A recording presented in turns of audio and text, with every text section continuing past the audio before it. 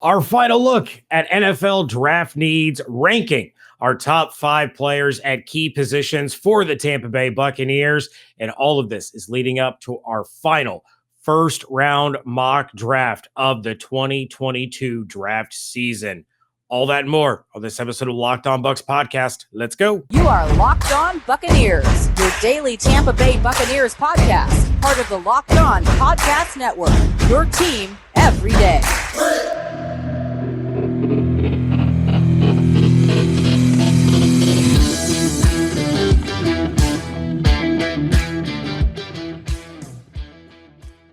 What's up, and welcome to the Locked On Bucs Podcast, part of the Locked On Podcast Network, your team every day. We are your daily podcast covering the Tampa Bay Buccaneers, free and available on all platforms, including YouTube. And we thank you for making us your first listen or view of the day. I am James Yarcho, reunited with the best co-host in the entire world, David Harrison. Both of us covering your Tampa Bay Buccaneers. I am over at BucsNation.com. David is over at BucsGameDay.com. And of course, we are on Twitter at LockedOnBucs, at JYarcho_Bucs, and at DHarrison82.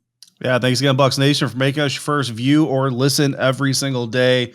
James only says that because I do all of the work. Our final look at, not all of the work, stop it. Our final look at the 2022 NFL Draft for the Tampa Bay Buccaneers. And we're going to start off with our top 3 team needs for the team entering the weekend. Now, we've done this a couple of times already during the offseason, kind of adjusted it as things went along. And honestly, since the last time we ranked the team needs, nothing really big has happened outside of Devon White's 5th-year option being picked up, which was kind of a foregone conclusion, I think. But let's look at this. So assuming, right, that James, you, and Scott Smith, senior writer and editor of Buccaneers.com, are not correct, and Rob Gronkowski is not just avoiding re-signing with the team to get out of mandatory minicamps and workouts. I'm going to operate off of this, or make my list based off the assumption that Gronk and Sue are gone, because as of right now, Gronk and Sue are not part of the team, right? So my number 3 need for the Tampa Bay Buccaneers entering this weekend is that tight end position, finding somebody to go along with Cam Brate. No offense intended to Cody McElroy. Just not 100% confident he's ready to step up as a number 2 tight end in an offense that, at least pre-Bruce Arians retiring, was very heavy with 12 personnel. And according to Byron Leftwich at a recent Arians Family Foundation, it's his offense. That's been his offense since they got here. So if that's the case, then we're still going to see a lot of 12 personnel, which means we need somebody other than Cody McElroy being that second tight end. Can't say that I fully disagree with you. I'll get to that in just a moment, but I am approaching this similar to the way that you are. I'm assuming Ndamukong Suh is not coming back. I'm still assuming that Gronk is. So my number 3 position is running back. You do have Leonard Fournette back. You did bring back Giovanni Bernard, and you have Keyshawn Vaughn there. They need to find the new Rojo, as far as the person that's going to share that much time with Leonard Fournette. We know Lenny's the primary guy. We know Gio is the pass catching guy, maybe even the 10 zone guy, depending on down and things like that. Lenny's going to get plenty of opportunity in the red zone and in the 10 zone, but they need that tag team partner there for Leonard Fournette. Someone that could take on a heavier workload than I personally believe Keyshawn Vaughn is able to. My number 2 position of need is defensive back, whether that's corner depth, whether that's safety. They pretty much kind of sort of almost in a way maybe sort of need both, right? So you have 2 expiring contracts there in Sean Murphy-Bunting and Jamel Dean. You brought in 2 more safeties, but are you ready to hand a starting job over to Keanu Neal? What is Logan Ryan really? Because he's not a safety, but he's not a corner. He's just kind of a weapon. So they do kind of need to address both. So I put that number 2 on my list above the running back position. Yeah, absolutely. And to be completely honest, if I was operating off the assumption that Gronk is coming back, which I would love to believe, tight end would not be my number 3, but we'll get into that here in a minute. My number 2 is that defensive line without Ndamukong Suh. Love Vita Vea, love Will Golston. I like Patrick O'Connors. I like Rakeem Nunez-Roches. I like a lot of people that could provide depth for the defensive line, but none of those guys looks like a starter to me. So I would love to see this Buccaneers team go out and get somebody that can line up with Vita Vea, William Golston, and it doesn't have to be day one. I think that's the important thing to remember is as we're talking about this, your number 1, 2, or 3 need may be a need on your list, but it doesn't necessarily mean that's where we're going to go in round 1. My top need, James, for this unit is the defensive back group. Call it safety, call it corner, whatever you want. I look at the secondary group, and I feel like you have, like if it's a spades hand, you have a whole lot of maybes. You have a whole lot of P's and only 2 solid cards. You got Antoine Winfield Jr. and Carlton Davis. Everybody outside of that is a maybe. Maybe they're effective. Maybe they're a corner. Maybe they're a safety. We don't really know fully what they are. We need some more trump cards. We need to go get us a safety or go get a cornerback, someone that you can put in to a position and not have to play this game with, well, let's see where you fit. Let's see how dynamic you can be here and there and versatile here and there. Versatility is great, but eventually if you have guys that can go too many places, it's really kind of hard to put them in a singular place and feel comfortable with it. Want to see them go get a guy who is made to play a specific position. Yeah, I agree with you wholeheartedly there. My number 1 spot, because I'm a little more skeptical on Ndamukong Suh's return than I am Gronk's. Plus, you don't have Steve McClendon there anymore.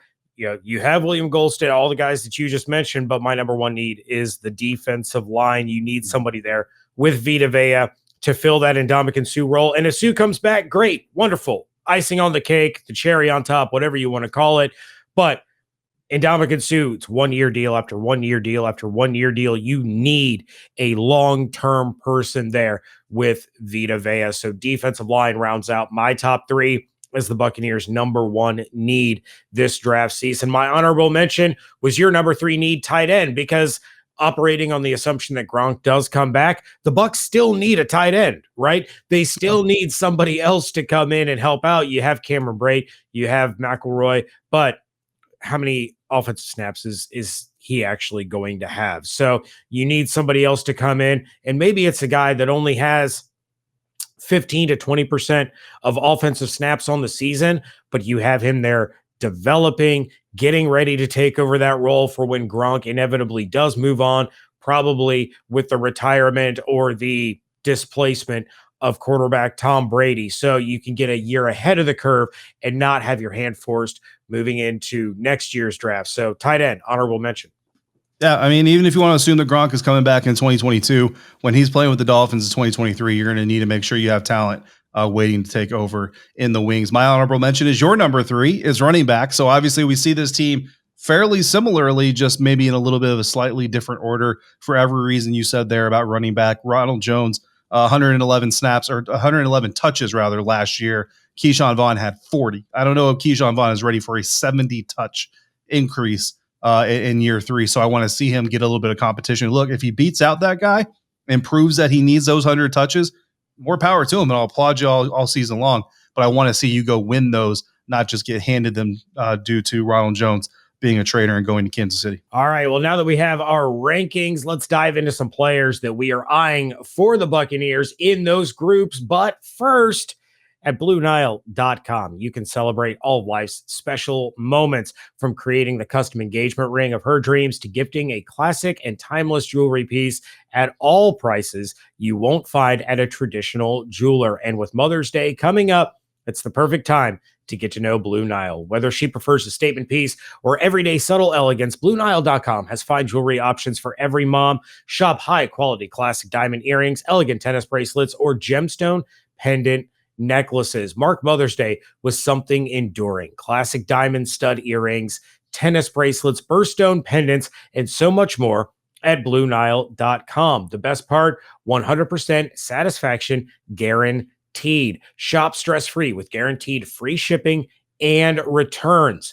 This Mother's Day, give mom something she will treasure forever with fine jewelry from BlueNile.com. And Locked On listeners get $50 off $500. This podcast exclusive is only good through Mother's Day.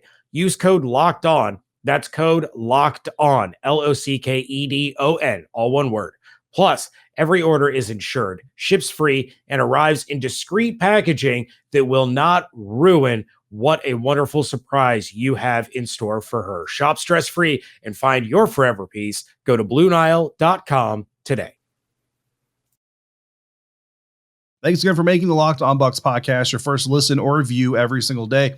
For the first time ever, Locked On is hosting live coverage of the 2022 NFL Draft from our studios in Dallas with pick-by-pick analysis from our local team experts and draft gurus. Tune in all 3 days as our draft team guides you through every pick and every trade in real time.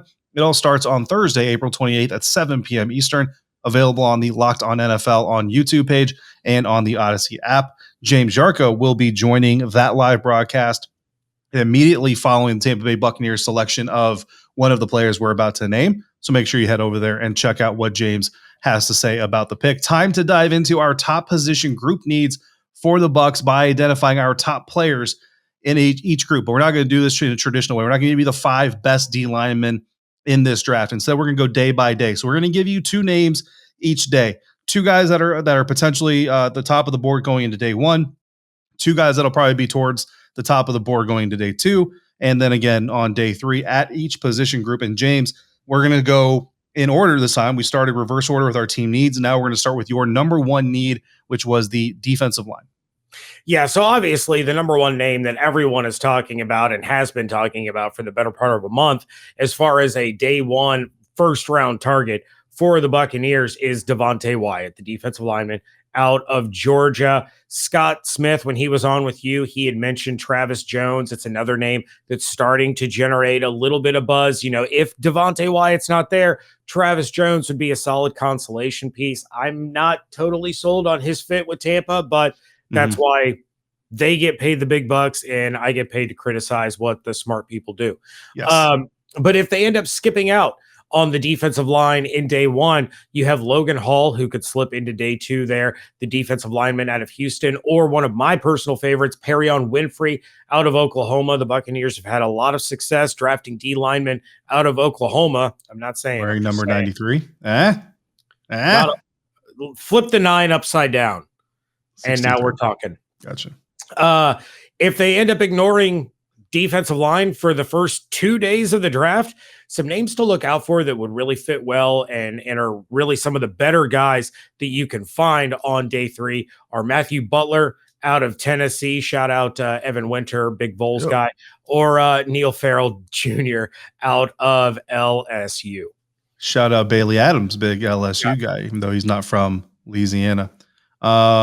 Yeah, so a good group of guys there. She really shows you kind of how depth that trench class is for the defensive side of the ball.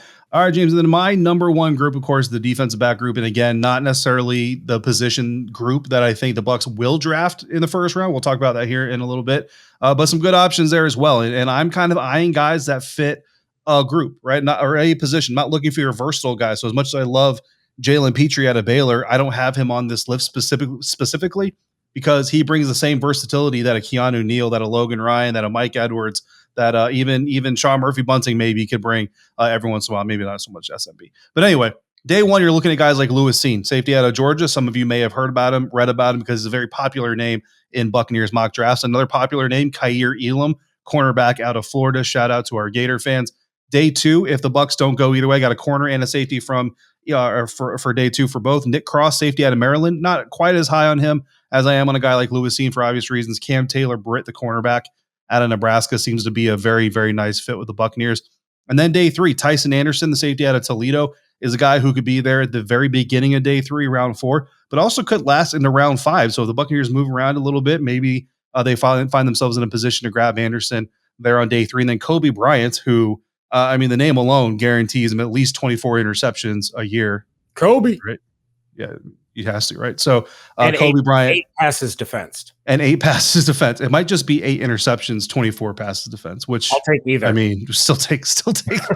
Obviously, that's not going to happen. So Kobe Bryant, but he's still a name to look out for there on day 3. And then my second group, defensive line, day 1. Again, you already mentioned a lot of these names, right? Wyatt, Jones, Hall, Winfrey, Butler, Farrell. I think the thing that might drop down the defensive line just a little bit, again, depending on what's going to happen with Ndamukong Suh, is the fact that this class is so deep. Because you look at this, and again, like James, Perrion Winfrey, depending on trade backs and trade ups and all that, he could be the Buccaneers' 3rd pick in this NFL draft, feasibly, arguably, right, in a certain dynamic, and become a starter. Like that's how deep this trench class is on the defense. Yeah, absolutely, and it would take some maneuvering for sure. I don't think Winfrey drops all the way to the Bucs' 3rd round pick, but it is possible. I don't mean 3rd round, but you trade back for 27, you net yourself another 2. Yeah, absolutely. I'm just saying. And Winfrey's a guy that can start for you, maybe not day one, but we're talking by like week 6, week 7. He could be a legitimate starter in the NFL. He's got a lot of tools, and yeah, it does speak pretty highly to the depth of this class. And my number 2 group is the defensive back group, and I'm going to talk about the lack of depth here in just a minute, because you just named off all these players. Cine obviously is one that fans are starting to really put some eyes towards. Same with Kaiir Elam. Then you have Nick Cross from Maryland. I do like him. I do like Cam Taylor-Britt out of Nebraska, but my big thing is I would rather go with a Cine early or a Nick Cross early, because if Tyson Anderson is the number 1 safety left, I think I've missed out on the safety class, and I'm just going to roll with what I have. So, if you can snag a Kobe Bryant there on day 3, I think you're in pretty good shape. But as far as the safety class is concerned, there's really, once you get into day 3, it's pretty slim pickings. So you would expect, if Todd Bowles wants to get another safety, which he does, because Todd Bowles collects safeties the way my son collects Pokemon cards. Find someone who loves you the way Todd Bowles loves the safety positions. But he does a good job with them. So my number 3 running back, or my number 3 position group, is the running backs. And of course, there's probably not going to be any taken on day 1. Certainly not one by the Buccaneers. I think the one guy you could see sneak in to the first round would be Breece Hall out of Iowa State. But you have guys available on day 2, like a Kenneth Walker out of Michigan State. He's probably going to go high on day 2, so he may not even reach the Bucs' second pick. But you have Dameon Pierce out of Florida, who we've taken in a lot of mock drafts. He's been linked to the Bucs quite a bit. James Cook, another guy out of Georgia. Your boy, Rachaad White, who I passed on my mock draft on yesterday's episode in favor of Kenneth Walker, because they were both sitting there for me. And then Pierre Strong Jr. on day 3 there out of South Dakota State. So the running back group, again, it's kind of a mixed bag. You could find a legitimate starter on day 3. It's just kind of a luck of the draw. Which guy is really going to translate? I think the Bucs are better off if they can land Kenneth Walker. Great. If not, I would say Dameon Pierce is probably the top guy, and then you're looking at Cook and Rachaad White. Yeah, absolutely. And real quick, going back to the DB group, I think you hit the nail right on the head, and this is going to play into our segment 3 here. But the safety class, you really do. You have about a handful of guys. You got Kyle Hamilton right out of Notre Dame, who's not going to last to 27, even close to it. Then you have Cine. Dax Hill is a guy that, some sites call him corner, some sites call him a safety. That's good in some aspects. It's bad in some others. Jalen Petrie is another one. Jaquan Brisker. Really, those 5 guys. Like, outside of those 5 guys, if you count Hill and Petrie as safeties, I don't really get excited about any of them. You know what I mean? Like, they'll have potential, granted, but I don't know that I get excited about any of those guys. So definitely maybe an inspiration to go a little bit earlier at safety. My third group of importance was the tight end position, because I'm going off the assumption that Gronk's not on the roster, because as of right now, Gronk's not on the roster. So day 1, again, just like the running backs, I don't see any tight ends going day 1, but if anybody does, it's probably Trey McBride, tight end out of Colorado State. I know some guys like Greg Dulcich out of UCLA better, but I still think Trey is kind of your consensus number 1. I still feel like both those guys are available in day 2, but you also have guys like Jelani Woods, an athletic specimen out of Virginia, Jeremy Ruckert, my guy out of Ohio State, who can do a little bit of everything. And then day 3, Grant Calcaterra out of SMU, Jake Ferguson out of Wisconsin, who I came into the Senior Bowl looking at Jake Ferguson thinking, you're going to get exposed a little bit. Well, actually, what he exposed was some pretty good talent. He actually looked pretty good at the Senior Bowl. So, again, like the running back group, like a little bit of the defensive line group, a very deep class. And I think when you're drafting, you have to take kind of those things into accountability, and that goes into our honorable mentions. Your number 3 position group is the running back. That's my honorable mention group. Dameon Pierce, Florida Gator. No, I'm not pandering to you, Joshua. I legitimately think Dameon Pierce, one of the best running backs in this class, if not the best all-around running back in 2022. Yeah, my honorable mention group is the tight end, and my guy for that group is Jeremy Ruckert, the tight end out of Ohio State. And no, I'm not pandering to you, my co-host. My thought process on this is, at the stage in which the Buccaneers should be considering tight end, Jeremy Ruckert is probably going to be the best tight end available. I do consider him better than Jelani Woods. So in this hypothetical, the way my brain is working, Trey McBride and Greg Dulcich are off the board. And the Buccaneers should already have 2 picks called in, scheduled for a press conference, ready to go. The earliest I'm willing to go tight end is the 3rd round. And I think if you can get Jeremy Ruckert at the back end of that 3rd round, you're getting a steal and you're getting a playmaker for your offense. Absolutely. And that's something you probably put money on. And there are a lot of prop bets going on this weekend with the NFL draft. And you can find a lot of those over at betonline.net, your number one source for all your betting, stats, and sports info. Find all your latest sports developments, league reviews, and news, including this year's basketball playoffs and the start of the Major League Baseball season. BetOnline is your continued source for all your sports wagering information and live betting, including playoffs, esports, and more. Head to the website today or use your mobile device to learn more about the trends in the action at BetOnline, where the game starts. Wrapping things up here on a Thursday edition of the Locked On Bucs podcast. James Yarcho, David Harrison. I'm not used to saying that. I'm never on the Thursday edition of the Locked On Bucs podcast, but it's draft day, baby. And that's why we're here. So, David, of course, everybody follow along on Twitter at Locked On Bucs, at JYarcho_Bucs, at DHarrison82. Let's talk about perfect pairings, right? Yes. Let's talk about the way these draft boards fall, where your number one position of need are the defensive backs. My number one position of need are the defensive linemen.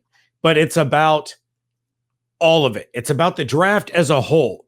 So I'm not going to reach for a defensive lineman if I feel that there's another player at a position of need that's better, and I can get my number one position of need in the next round with a better player than the comparable player of that other position. I really just confused a lot of people.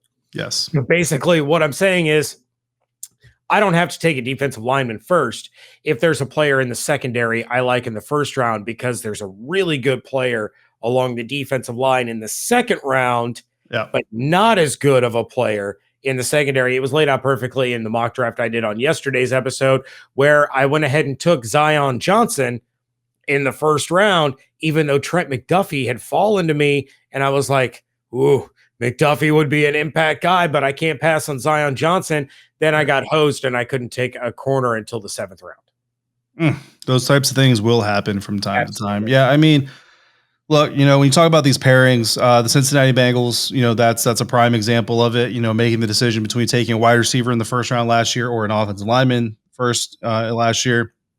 They obviously decided to go with Jamar Chase in the first round. They said that they liked the pairing of Jamar Chase with that second round O lineman better than the first round O lineman with a second round wide receiver, Penei Sewell. And, for what it's worth, they went to a Super Bowl. Not saying that that's how it has to work every single year, but there's another example. There's a video. It's been out, but it's been recirculating recently of Matt Rule, the head coach of the Carolina Panthers, literally walking up to a dry erase board, going down the list, saying, here's who we think each team is going to pick on the way to our pick. Like these staffs do mock drafts. They do these exercises literally that we're doing here on the show that you do at home from time to time. These staffs do these. And I promise you, you didn't see them clip. I promise you, Matt Rule said, okay, we go through, here's who we could pick. Boom. We got A, B, C, and D. All right. Now let's go through the rest of it. Now in round 2, who's left? A, B, C, and D. Well, if we take player A in round 1 and we come back and player B is there in round 2, it's like, oh man, we really like that guy. We could have gone back on this guy. That's why you do so many mock drafts. So to get these perfect pairings. All right. Well, David, my perfect pairing for the Tampa Bay Buccaneers does exactly what I just talked about. It goes defensive back in round 1, followed by the defensive lineman on day 2. And that pairing is the safety Lewis Cine out of Georgia, paired with defensive lineman Perrion Winfrey. Boomer sooner, baby. Look, you are not going to get an impact safety like Lewis Cine in round 2. It's not happening. But the impact the Perrion Winfrey can have for this Buccaneers defense, getting him on day 2, that's the combination that you want. Yeah, you could go Devonte Wyatt or Travis Jones in round 1, but then who are you getting on the back end of your defense in round 2 or round 3 that's going to have that kind of impact? It's the collective right? All of these pieces have to work together. So you want to ensure that you're getting the best pieces possible, regardless of where they're drafted. If the Buccaneers walk away with Cine and Perrion Winfrey after the first 2 days of this draft, A+. It's already done. A+. I don't care what they do the rest of the weekend. Yeah, I mean that's a really good pairing. And look, I wasn't as high on Cine as a lot of people were through a lot of this process. Obviously, he's gained a lot of steam. I think Devonte Wyatt is a guy that I think every Bucs fan kind of covets. I actually just wrote this for BucsGameDay.com on Wednesday that Devonte Wyatt may be out of reach for the Buccaneers at this point. I mean, Charles Davis of NFL.com, his latest mock draft has Devonte Wyatt going 17th overall. In the draft. I mean, the Buccaneers, even if you wanted to trade up for Devonte Wyatt, you're not going to trade up from 27 to 17 to do it. So Cine and Perrion Winfrey may very well be the best realistic pairing, right? But I'm going to go a little unrealistic. I'm going to say, let's say Devonte Wyatt does make it 27, James. I think Devonte Wyatt is the pick you need to go with. And as much as I love Jalen Petrie, because I love Jalen Petrie, I've been pounding that table for a few months now. He honestly reminds me a little bit too much of a Logan Ryan. And I wonder if how much he brings to the field outside of what Logan Ryan brings to the field. So I kind of feel like you already have that.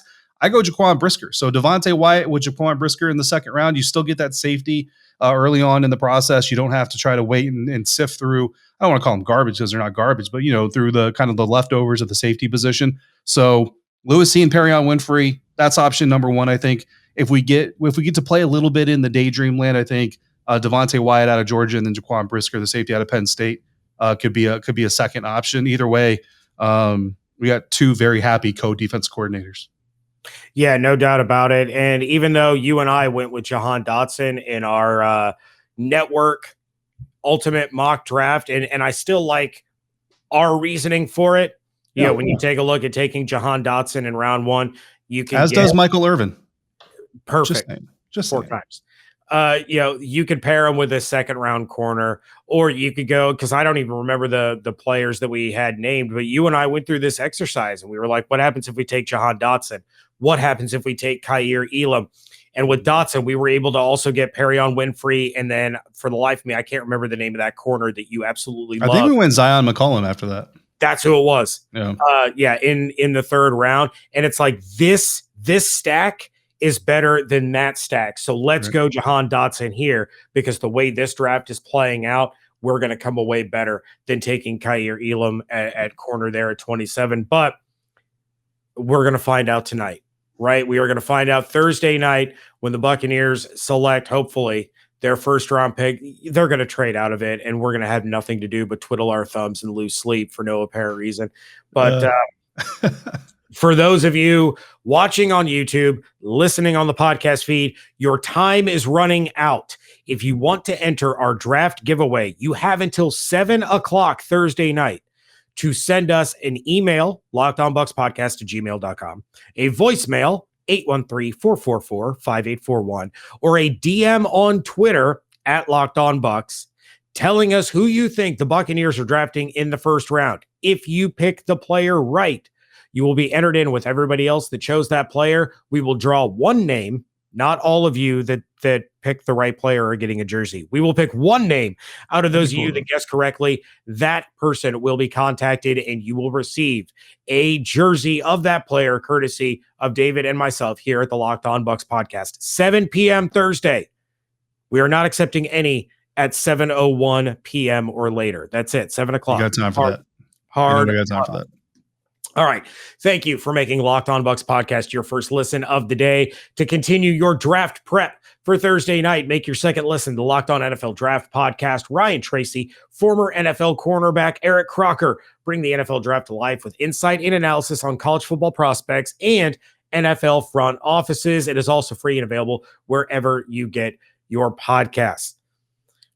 Check out everything David's doing over at BucsGameDay.com. Check out everything I'm doing over at BucsNation.com. Follow along on Twitter @LockedOnBucks, @JYarcho_Bucks, and @DHarrison82. Hope you all have an absolutely outstanding day. Stay safe, stay healthy, wash your hands, be good to one another, fire those cannons. And with the 27th pick, the Tampa Bay Buccaneers select, we don't know. Thank you for joining us here at Locked On Bucs.